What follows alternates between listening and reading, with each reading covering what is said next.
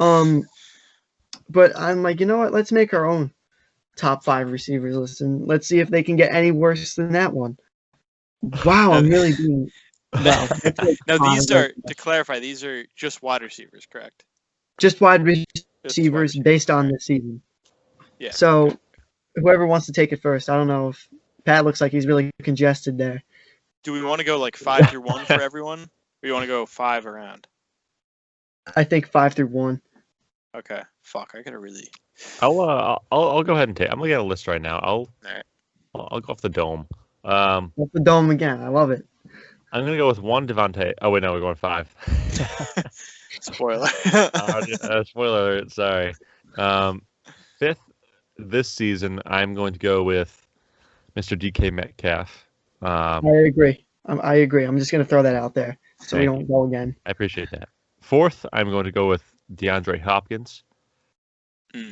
Okay. 3rd, I'm going to go with Tyreek Hill. 2nd, Stephon Diggs. And 1st, Devontae Adams.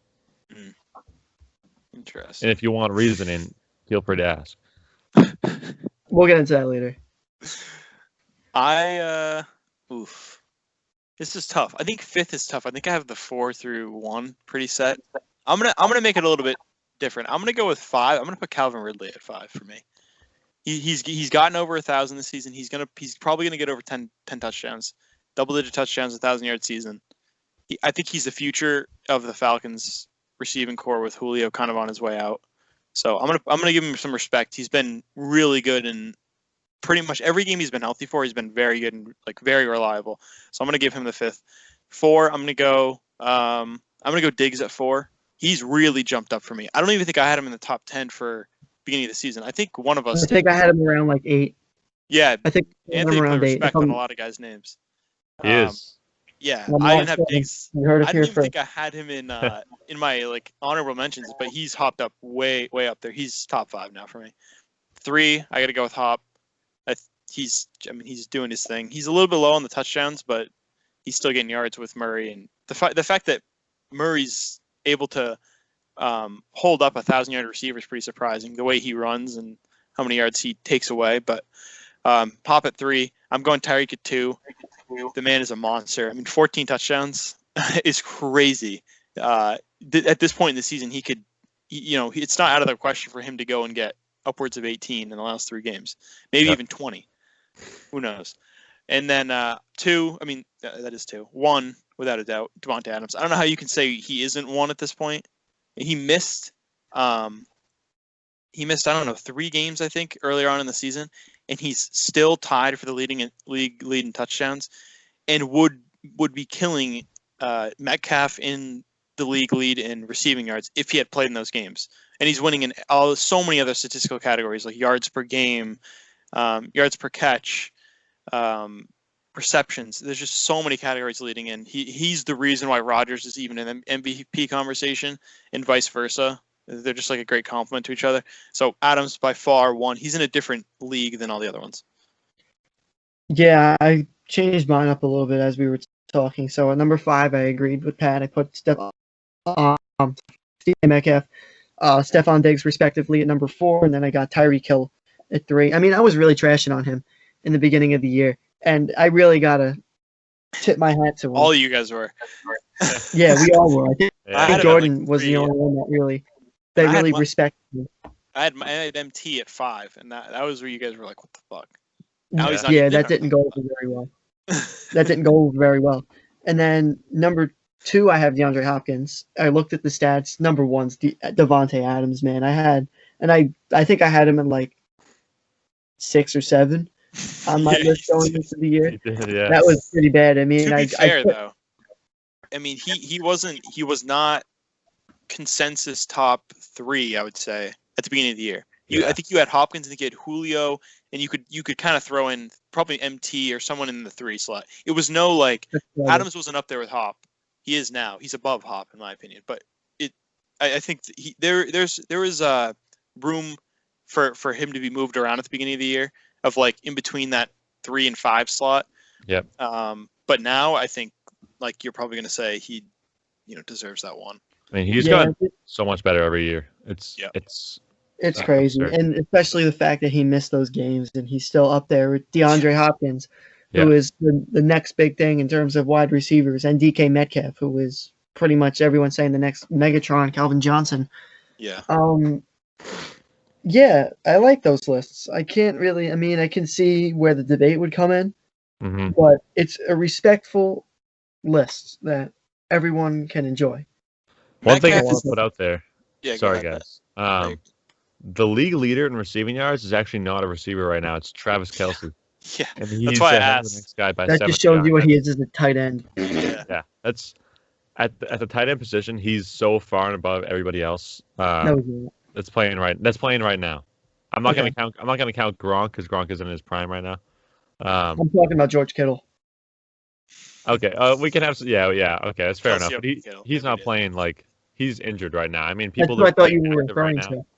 the numbers he's putting up is just like astronaut. Like no, like it's just stupid. It's stupid. Yeah.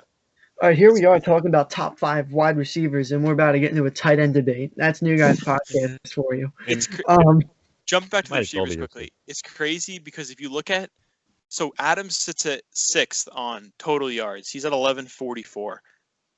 Taking Kelce out of the equation, Metcalf is leading at 1180. Everyone in between is within those two numbers, which is crazy. It's about 40 yards. That is. So crazy. you've got like Adams 11 behind Hopkins. It's one catch. So it's like like I don't think yards is like as important. I think if you're eclipsing 1100, 1200 in a season, Mhm. and you've got double-digit touchdowns, you should be considered for the top 5 automatically. And that's, I mean, pretty much everyone in here is either already at double digits or is going to get there. I mean, Diggs is the only odd man out. I think he's only got 5, which is kind of surprising. But It is kind of surprising, yeah.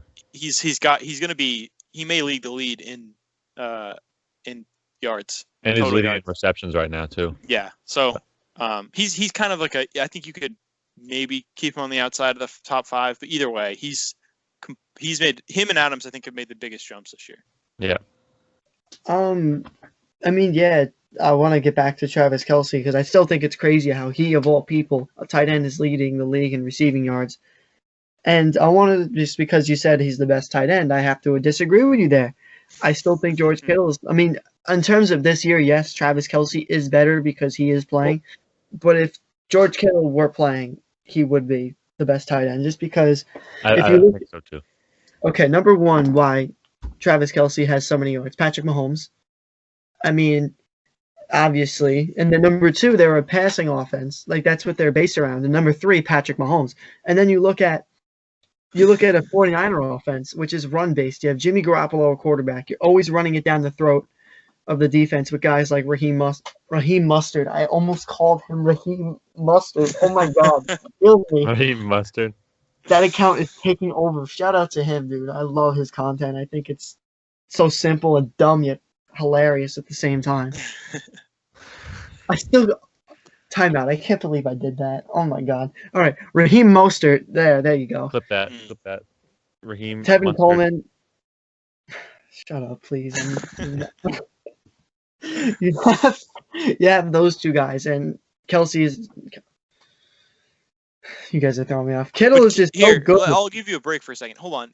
I think it's a valid argument to be like, well, the 49ers are a run-heavy offense. Kittle doesn't get as many opportunities as Kelce. But in the same way you could say that the offense of the Chiefs, with Clyde Edwards, with Le'Veon Bell, with Tyreek Hill out there, Kelce has to compete with all 3 of those guys because they're all pass catchers. So there's some games where Clyde Edwards gets 6 receptions, and some where Tyreek Hill gets 4 receptions, and some where Bell gets 2. There's upwards of 15 catches gone.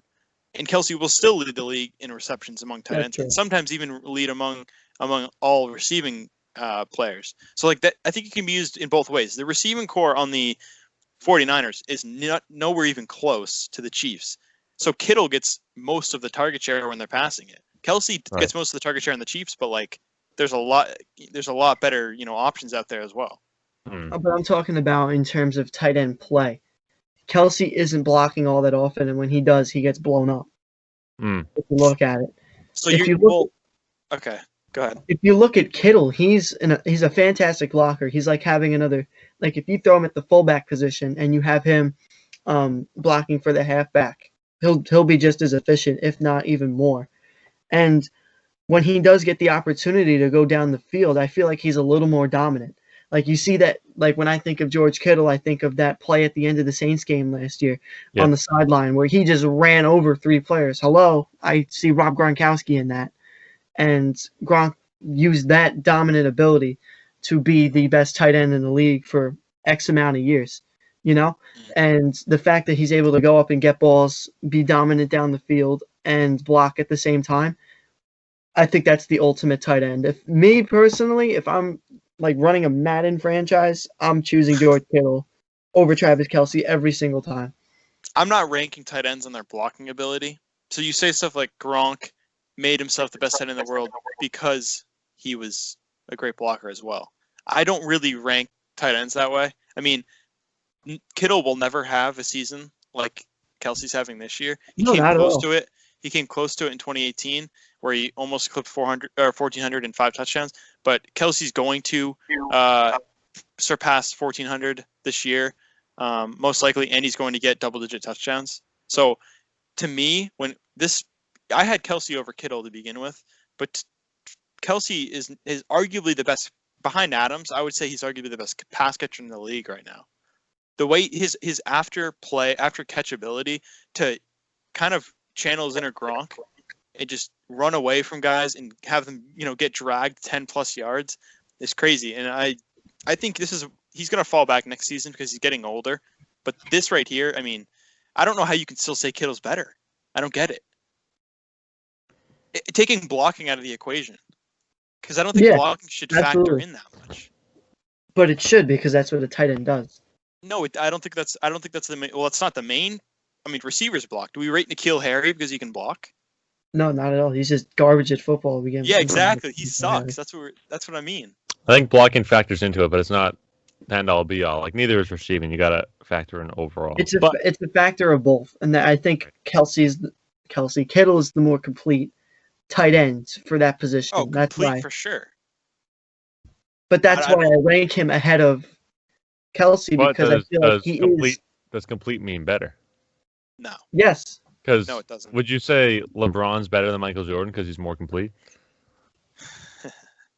No, I wouldn't, because he's not. Would you, to make it a more of a football comparison? I would say we had this exact same argument. I'm pretty sure when we were ranking receivers, because it was the argument of who do you have over Hopkins or Hill, and it was like, or Michael Thomas or Hill. It's like, well, MT is the more complete, but Hill's the better receiver. I would agree with that. I think MT is more complete because he's a slant guy. He's a drag guy. He's a big slant guy, we should say. Slant man. But Hill, I would rather have Hill on my team. That's why I don't think complete equates to better. In this argument specifically for tight end, I'm still on Raheem Mostert. Like that situation is still running through my head. Please give me a break, Jordan. I don't even want to get into that right now. But we're talking about, because like if I were to run a football team, I would want a tight end that could block in the run game and go down the field, because I know when I play here we go with Madden again in my franchise team, I have Josh Jacobs and Gronk on my team, and when I'm running it to Gronk's side every single time, just because he's such a good blocker. And when I'm throwing it over the middle to Gronk, and that is what Kittle embodies to me. Right, and that's what I think makes him so great. Kelce in real life. Agreed. Yeah, agreed. I think, but I'm just saying that in terms of, for sake of the argument, even in real life, I would want I was just using my Madden team as an example, if you catch my drift. No, I was playing around. Yeah, I got you. Well, I mean, even that, I'm not saying you're wrong in that you'd rather have Kittle on your team for blocking purposes. I'm not disagreeing with that. But even that, to say like, I think there's comparisons in the NBA where you'd be like, well, would you rather have this player on your team or this player? One may be better than the other, but you'd rather have the other one to complement your team. So I don't necessarily think, even what Pat said with LeBron and MJ, who's the more complete player? Well, LeBron is. I mean, LeBron's a great defender. He can shoot the three. He's arguably a better finisher. He's a better passer. It's like, But who's better? I think everyone with a brain would say MJ. So it's like Jordan's that's calling where out it like gets. half the population of Yeah, I am. NBA fans under 18. So it's like I don't know. There's a little bit of like discrepancy there, where it's like I don't think the most complete equates to the best, but it's an ongoing debate. Yeah, and it always will be. I don't think Yeah. that debate's going away anytime soon. So yeah, I still think it's funny. Typical New Guys Pod for a receivers list to turn into a tight end debate. Let us know what you want to hear next week. I don't care. I'll rank anything. I'll rank food, whatever you guys want to hear. David Pats fans top 10 cereals. That took a downfall. Where did that list go? They were popping off every week. Yeah, they were.